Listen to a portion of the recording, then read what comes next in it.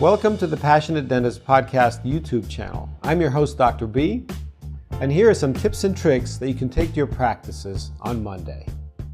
So to make reduction guides, you really need to use some kind of a polyvinyl material. In this case, I like to use Siltec, it's a laboratory-based putty. It's large, it's inexpensive, and it's simple to use, and it is okay to put in the mouth. And it's just a putty and a liquid you mix together, and then you just put it in there. Anyway, so what you do is you put it right on top of the wax up that the lab has made for you, because that's going to be your frame of reference. That's where your teeth need to end up. And when you take it off after a few minutes, you have it ready, and it's perfect. And it has all the indexes of the incisal edges and the occlusal table of all the teeth. But very, very important here is to have the palate, because the palate will be your stop. Because once you reduce all of these teeth, there's nowhere for it to hold it steady, and it's just going to fall back on top of the teeth that's been prepared.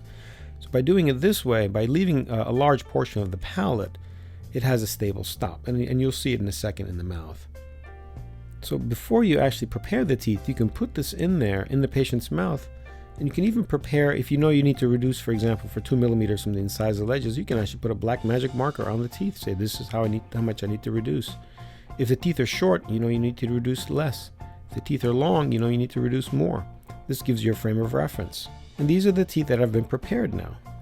Nice conservative preparations, but you can see once you put it in there how much room you have on the lingual side, how much room you have on the incisal edges, and so forth. You can even make this on the facial, by the way, but the facials are very, very hard to photograph, so I didn't put any in here, but it's very, very easy to do that also.